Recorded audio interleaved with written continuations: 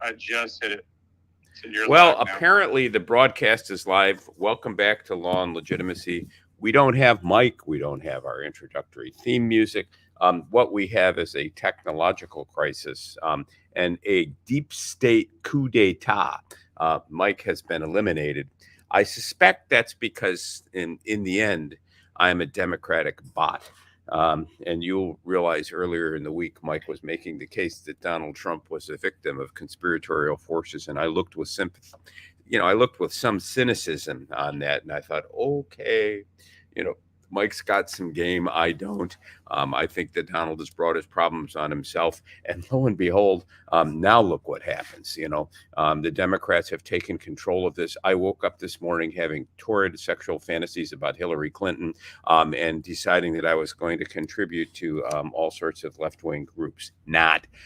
Anyhow, welcome back to Law and Legitimacy. I don't know what to tell you. Mike's, I see him on the studio screen. He's trying valiantly to get in. I'll try to fly solo if I can. Thanks for listening. I'm blind. I don't have your comments. I don't have anything. So that's life. Today we're dark in the state of United States of America versus Joe Biggs, the courtroom, the Street Courthouse, the Pretty Man Courthouse is closed for today and Monday due to the Easter holiday. There'll be a lot of work over the weekend as the parties try to come together with the court to craft a jury instruction that we can read to the jury. The plan is as follows. The defense will likely rest midweek next. It's unclear which or who among the defendants will testify. It's unclear whether the government will call a rebuttal case. We could be in closing arguments as early as Thursday of next week, and closing arguments are likely to take a couple of days. It's unlikely that the case will get to a verdict, before the week of April 17th. But my prediction is we will have a verdict by April 21st. I don't think the jury's going to want to come back again and again and again. But I've been wrong before, and we'll see what happens. I don't think there's any chance that the case will mistry. There have been a lot of issues. Those of you who read the papers, have seen them again and again and again. None of those issues have sidetracked the case. I get the impression that Judge Timothy Kelly is determined to bring this case to a verdict, barring an asteroid strike. And so we will get a verdict in the event that Mr. Biggs and others are convicted. We will take an appeal, and off we will go. So this buds for them or they, right? Yeah. How great do you feel this morning, you in the beer drinking community, knowing that you can have a transgender beer? That we now have a beer that it appeals to just everyone. It used to be that beer was for guys. It was a guy's drink. You popped a beer, sat around the campfire, and farted into your lighters to see if you could make them explode. But now in this era of political correctness, we've got beer for everyone. And I haven't followed this story this closely. This was going to be Mike's lead, but he wanted to lead with it. So we've got Travis Tritt removing all Anheuser-Busch products from his tour rider over Bud Light's partnership with Dylan Mulvaney. I'll be honest with you, I don't know who Dylan Mulvaney is, but I suspect that Dylan Mulvaney is another one of those creatures who is born one way and wants to be another. And Bud has decided to appeal to a broader demographic by branding its product with transtopia, and I'm just not down with the transtopian project. So I don't understand the need to appeal to everyone with every product. I don't understand the transgender movement in general, and I realize that says something dark and sinister about me, and that a more enlightened version, a better version of myself, would say, "Isn't it wonderful that everybody can be what they want to be, and that the whole world can be transformed in the image of these gods that we make of ourselves?" I'm just not buying it. I'm not sure that I buy the trans terrorism narrative either, but I don't know if you saw the story last night that a shooting was being planned by another trans person, and it was caught in the wings by parents who apparently called it in. And now I'm even hesitant to use the preposition "it," because am I referring to a person in a disrespectful tone, or am I referring to a phenomena in a neutral tone? And will we have to recast the language such that we show utter sensitivity to everyone? Um, I don't buy it. But apparently, in the case of the shooting, this young person was born one way, wanted to be another, and the parents noted that this kid was punching holes in the wall and written some manifesto, was fascinated with Karl Marx and the Communist Manifesto, wanted to remake the world, and was armed up and ready for, I guess, some out west vengeance justice. And they've been taken into custody. And I begin to wonder suddenly, what is it with the trans narrative? And I saw memes in the wake of the Nashville shooting last week, that suggested that there had been a rise in trans violence, that a lot of the mass shootings taking place in recent locations were inspired by angry trans persons. And I didn't buy it. I thought it was another leap on the part of the right to politicize a tragedy in ways that were perhaps irresponsible. But now I'm wondering. So I don't want to be hostile to a person because of who they are or who they think they are. But I do think that in this dizzying collapse of a civilization that we're experiencing, this notion that we, the pot, can say to the potter, "Why makest me thus?" and can try to remake ourselves in our own image, strikes me as the very definition of sin. And so I'm not saying that trans people are sinners. I think we all are. I'm not saying that trans people should be eliminated, the accusation cast against Matt Walsh. I'm saying simply that there's something wrong with the phenomena. There's something wrong with saying of a young person, if you're confused about your identity, we'll let you remake it, and we'll help you remake the world in the name of these passing fancies. And I'm not saying that they're always passing fancies either.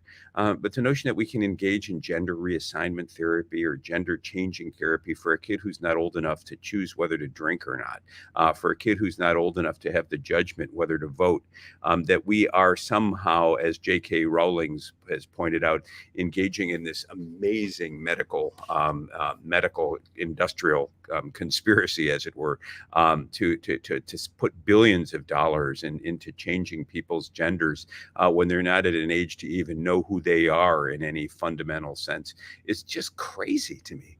And it seems to me, prima facie, on its face, proof that there's just something wrong with the world. And I don't know what the answer to that is, other than a return to fundamental values. And I can hear the response being, well, isn't fundamental values autonomy? And isn't a fundamental value the sense of the individualism, the sense that an individual should be able to choose their own course in life? And yes, it is. But I think there has to be some outer limit. And the criminal code certainly places limit on conduct that affects others, and we don't criminalize how we regard ourselves generally. There used to be, however, social norms and mores that said there was an outer limit to a sense of individual responsibility, and we recognized gender dysphoria as a mental illness. Now we celebrate it as a cutting edge of our brave new world. Mike pointed out to me in a note this morning that in the alcohol industry, there are DEI police. And so I'm looking at a DEI statement on the screen for those of you can see it here, and it's our DEI statement. Our purpose, and what am I referring to? Diversity, equity, and inclusion. Our purpose is to create a future with more cheers. Hello. What am I supposed to say? It when somebody walks into the door, or when I walk into the door, half the crowd says Norm, the other crowd says Norma, and I say whatever. I mean, I'm tired of it. Diversity, equity, and inclusion. We now have the Brewers Association, apparently in North Carolina, offering grant applications for people who can sell their products by appealing to diverse gender identities. Stop the train. I want to get off. This is not where I want to be, and I don't think it's where most Americans want to be. And so we are starting to see pushbacks and interesting phenomena in state legislators or state legislatures. Apparently in North Carolina, Trish Coram has switched party affiliations. She ran as a moderate and has now left the Democratic Party. Has now joined the Republican Party, giving the Republicans a supermajority that will be able to override or resist any gubernatorial veto. And Cotham's remarks when she became a Republican, when she registered as a Republican, is she didn't leave the Democratic Party. The Democrat Party left her. And I think that's a remark worth watching. In North Carolina, there have been passing efforts to place limitations on gun ownership, for example, and Republicans have resisted that. Cotham is voting with her community to resist gubernatorial overreach. There was a fundamental issue about who should appoint school boards, whether they should be locally elected or whether they should be appointed. Democrats wanted them to be centrally appointed. Republicans wanted them to be locally elected. So you see a struggle over who's going to control the common good, who's going to control what we teach our children about the world around us. And so Cotham's position was, I want local communities to do so. I want individuals to have the right to choose to bear arms. I don't want to be governed by a distant elite who's marching to an imperative I don't understand and drinking DEI Bud Light. This is not the world that my constituents want to live in, and therefore Cotham changed parties. I think this is related to what's going on in Tennessee. And I'm a little troubled with what's going on in Tennessee. We had the shootings, I think it was in Nashville, a couple of weeks ago of these 3 students and 3 teachers at a Christian academy, and then a rush to the Capitol, in Nashville. Hey, is that you, Mike? I thought I heard Mike. Oh, I can hear Mike on the phone. Mike. Hey, what's up, Norm? Well, you guys can't hear him. He says, hey, what's up? He says, hey, Lawyer Will, rescue Norm. What else is going on, Mike? I'm trying to get into the stream. My internet connection up here in southwestern Appalachia is a little hazy. Blame the Appalachians. Mike reports that he's at a weekend place up in southwestern Appalachia, and he's blaming the internet stream. And that's because, we don't have good internet connection all across the country, although he has broadcast from there before. But in Tennessee, apparently, what we had was, I don't want to call it an insurrection. I don't want to play games. Mike is okay, freedom lover. We're just having technological problems that relate to the deep state's control of our ability to access the web and you. But in Tennessee, we have the shooting, and then a number of people go to the Capitol. And I'm choosing my words carefully here because of my involvement in the J6 case involving the so-called insurrection. People came to the Capitol. People demanded. They took over. They entered the Capitol. They disrupted the proceedings. They stormed the Capitol, and several Democrat lawmakers joined them in calling for immediate gun control. And so this was a popular upsurge of people who stormed the Bastille, as it were, who stormed the Capitol, saying, what do we want? Gun control. When do we want it now? And both houses decided not to do that. They are controlled by Republicans. Several Democrat lawmakers joined the protesters from the floor of their respective chambers, and 2 of them have now been expelled. And 2 of them have been expelled by lawmakers for only the 3rd or 4th time in Tennessee history. And I find this to be a deeply troubling move. These were locally elected people who were elected to represent their constituents. A bunch of people, a mob turned up at the Capitol and overran the place. How many of them will be charged with insurrection, with attempting to interfere with an official proceeding? Probably none, because their tails wag to the left. If your tail wags to the right in this country and you do something like this, you become called to domestic terrorism. If your tail wags to the if your tail wags to the right, rather, in this country, you're a domestic terrorism. If it wags to the left, you're a social justice warrior. So these young people wanted gun control. They wanted it, and now they wanted to feel safe. If you've seen videos of what happened in Tennessee that day, I was glad I was a gun owner, because if these PC zombies start tap dancing on my lawn, I think I might show them the lead. But yet, this is what social justice demanded in Tennessee. So Democratic lawmakers have been expelled. And then, of course, this being 2023 and everything being about identity, questions now arise why only 2 of the 3 who were expelled, who the House sought to expel, were expelled. Why not the 3rd? Well, the 2 who were expelled, including a young man named Jones, all happened to be Black. The one woman whose expulsion was sought and who did not get expelled happened to be white. And so now, of course, we have the claim that you only expelled the 2 who were thrown out in this historic event because they were Black. And the one who kept was kept because she was right. And so the whole identity whirl, spins out of control. We've got people storming a Capitol, demanding a part of the progressive agenda, control guns now. They're disrupting an official proceeding. They commandeer the chambers. Some Democrats join them. The Republican-controlled House, reflecting the will of the majority, presumably of people in Tennessee, said, no, we're not going to go this way on guns. And then the Republicans, act to toss Democrats from the House who participated in the mob takeover of the building.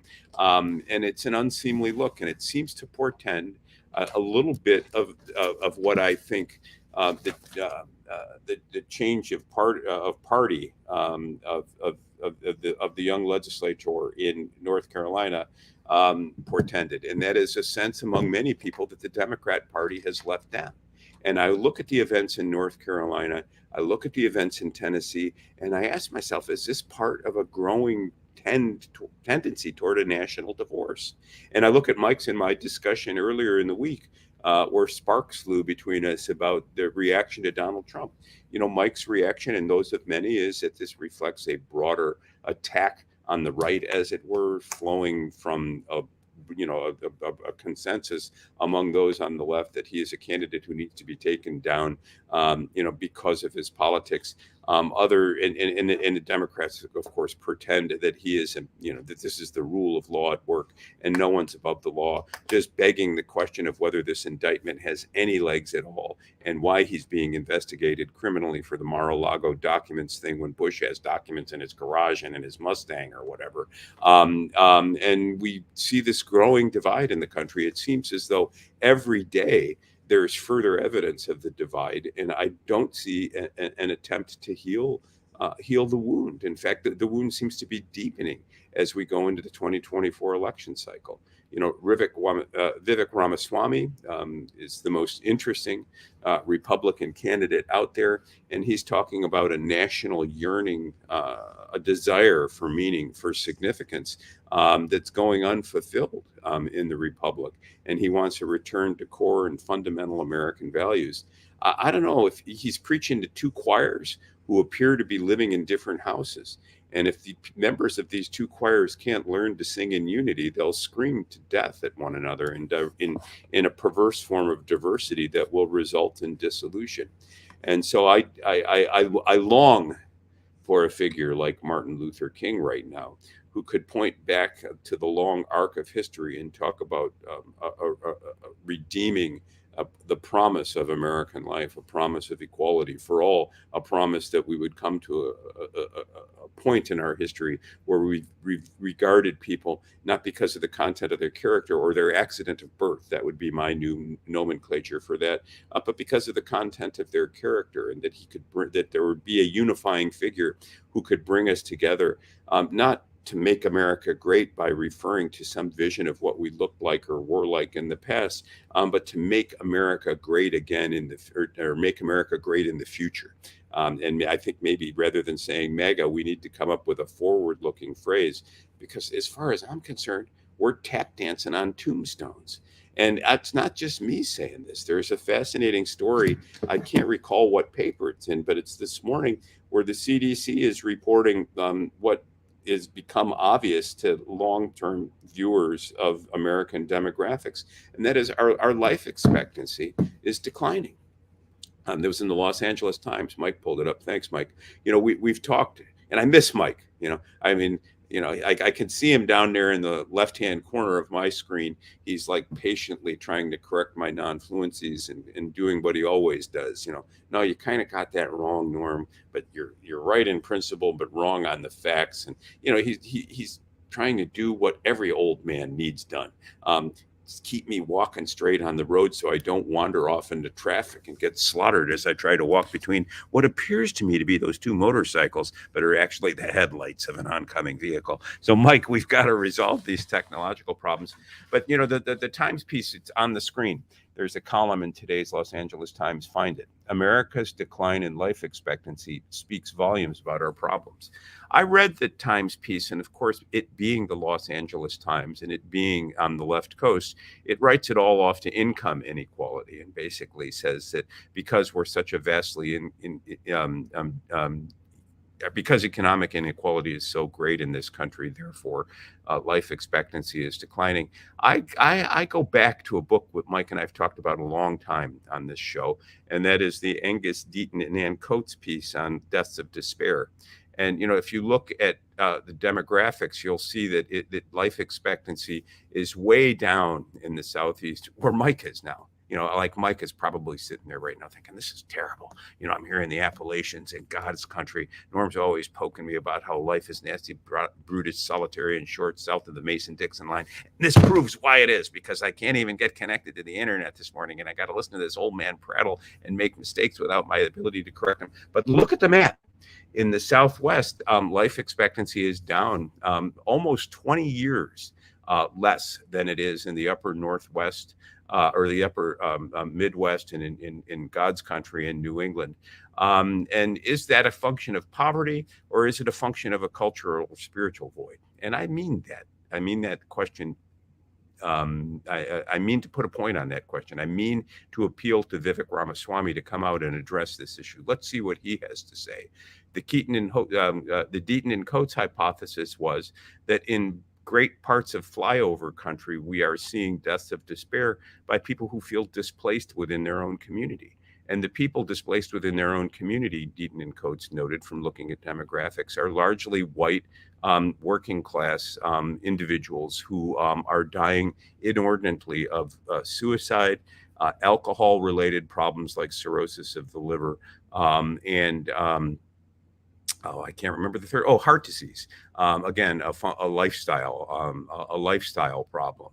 And in the communities in which these folks are dying, they're dying because they don't have a sense of a future.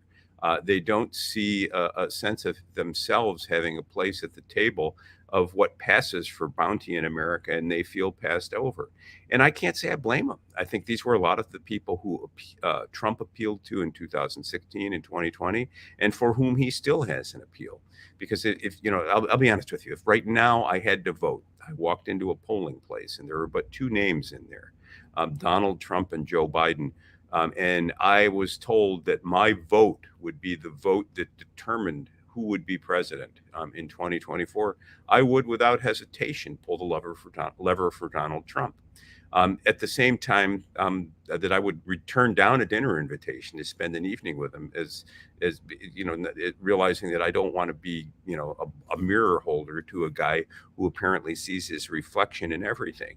And why would I choose Trump? Because I think Trump is a rejecter, is a disruptor. And I view things in this country as fundamentally broken. And I think that pretending they are otherwise contributes to the divide, contributes to the break, and makes things worse rather than better.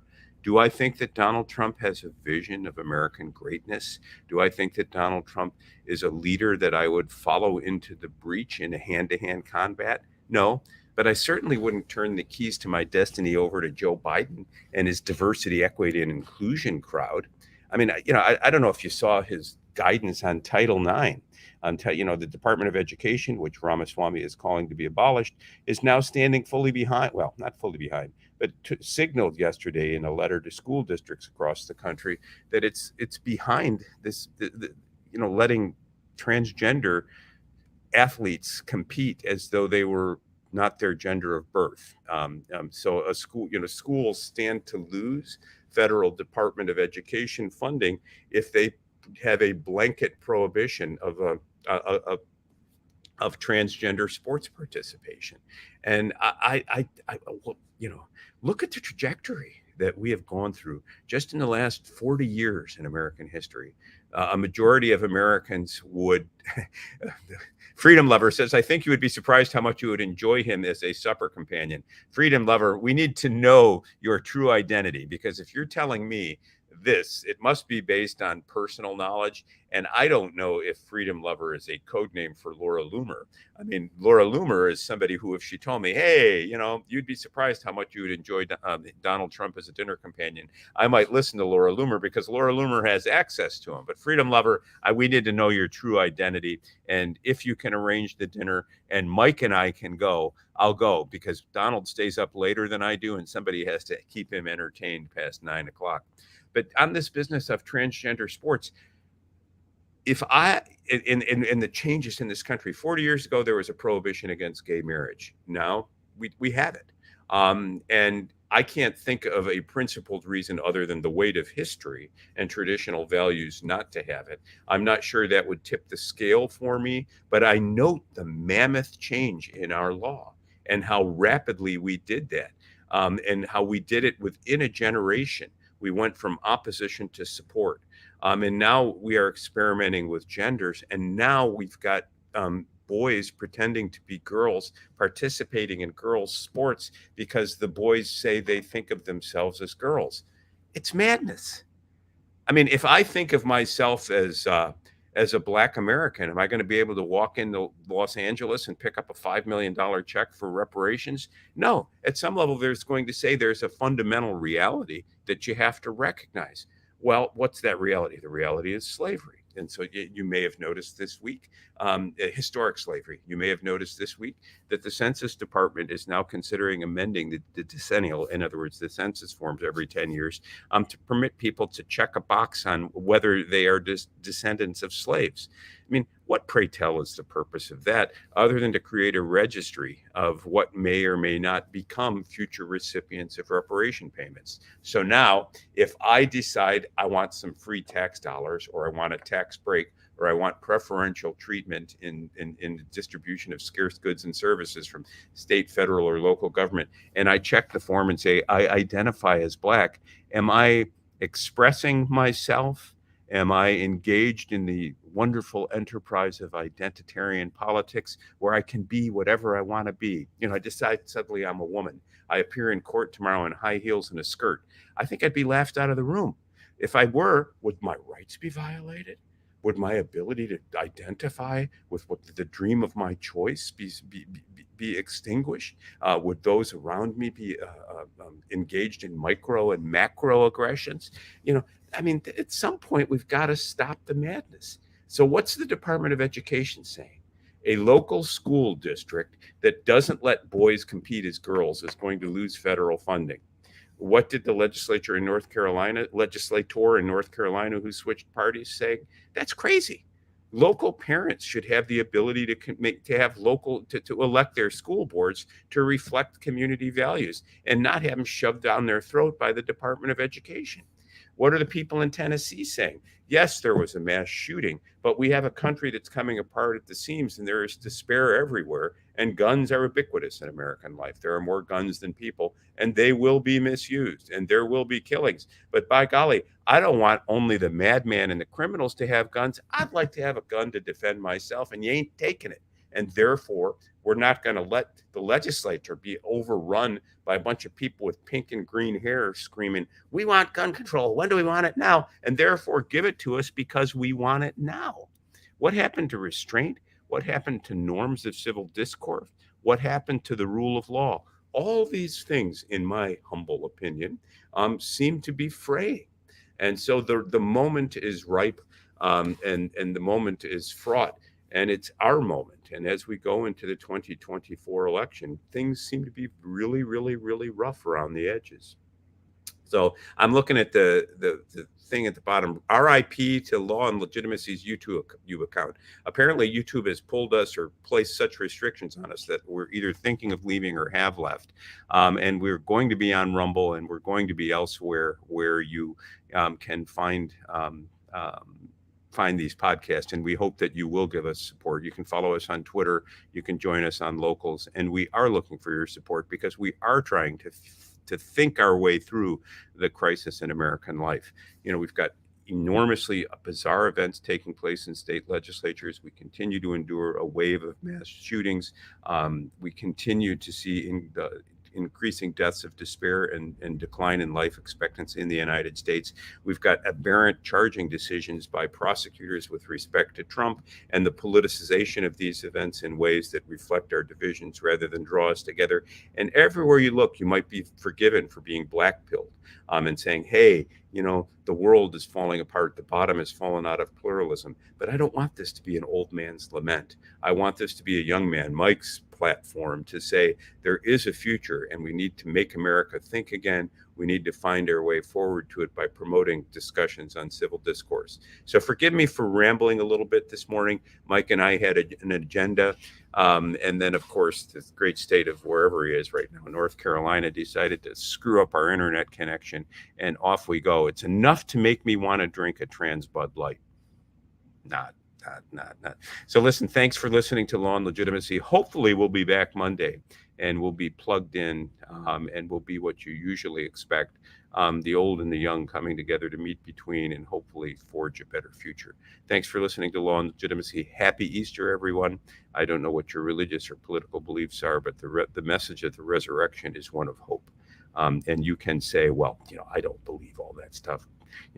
God coming down in the form of a man and dying, resurrected. What is all that? What it is the fundamental message that keeps the human species alive and going. There's one way of looking at reality that will fill you with despair. No one gets out of here alive. There's another way of looking at it that will fill you with hope. Amid the despair, every day is a new day, and the fundamental gift of grace can touch you if you'll but open your arms and listen to the world around you. Happy Easter, everyone. Well, thank you for listening to Law and Legitimacy.